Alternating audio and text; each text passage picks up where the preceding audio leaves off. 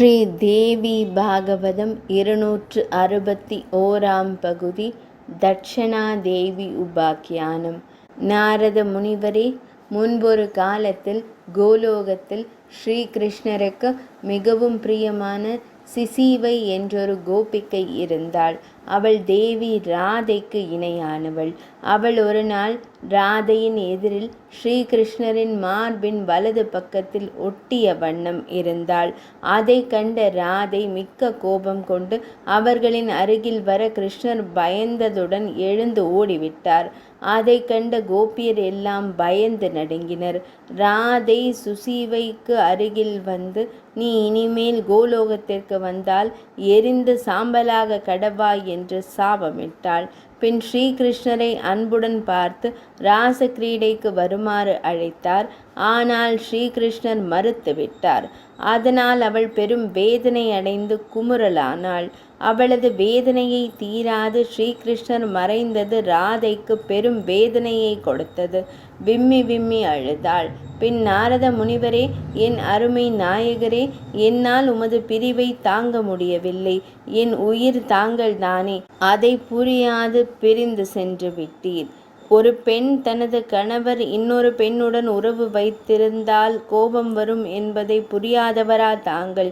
என் உயிரான எனது நாயகரே, எனக்கு உமது தரிசனத்தை கொடுப்பீராக. உம்மை பிரிந்து என்னால் வாழ இயலாது என்று அழுதாள். அவளால் விரட்டப்பட்ட தட்சணா தேவியான சுசீவை கோலோகத்தை விட்டு பூலோகத்தை அடைந்து நெடுங்காலம் தவம் புரிந்து ஸ்ரீ லக்ஷ்மி தேவியின் தேகத்தில் உட்புகுந்தாள். அப்போது தேவர்கள் பெரிய யாகம் ஒன்றை செய்தனர். ஆனால் அதன் பயனை அடையவில்லை. அதனால் பிரம்மதேவர் ஸ்ரீ மகாவிஷ்ணுவை பிரார்த்தித்தார். ஸ்ரீகிருஷ்ணர் மகாலட்சுமியின் தேகத்திலிருந்து மானிட லட்சுமியை பிரித்து பிரம்மதேவருக்கு தட்சணையாக கொடுத்தார்.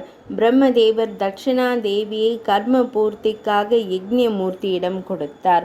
யக்ஞமூர்த்தி அவளின் அழகை மோகித்து அவளை திருமணம் செய்து மனித சஞ்சாரம் இல்லாத இடத்தில் அவளோடு கூடி குலாவி இன்பம் அனுபவித்தார். அதன் பயனாக தட்சணா தேவி கர்ப்பம் தரித்து ஒரு பிள்ளையை பெற்றெடுத்தாள். அப்பிள்ளையை யக்ஞம் செய்வோருக்கு யக்ஞமூர்த்தி வழங்கினார். இச்செய்தியை நான் தர்மர் மூலம் அறிந்தேன். கர்மம் செய்பவன் தட்சணை கொடுத்தால் அதற்கான பலனை விரைவில் அடைவான் என்று திருமறை கூறுகிறது. நாரத முனிவரே, தட்சணை கொடுக்காத கர்த்தாவுக்கு எந்த பயனும் வராது. தட்சணை கொடுக்காத கர்மம் பலி சக்கரவர்த்தியை அடைகிறது. வாமன அவதாரம் எடுத்த ஸ்ரீ விஷ்ணு பகவான் மகாபலி சக்கரவர்த்தியை நோக்கி, சுத்தமற்ற பூசையின் பலன் தட்சணை கொடுக்காதவனின் கர்ம பயன் தீய பூஜை பயன்கள் யாவும் உன்னை வந்தடையும் என்றார்.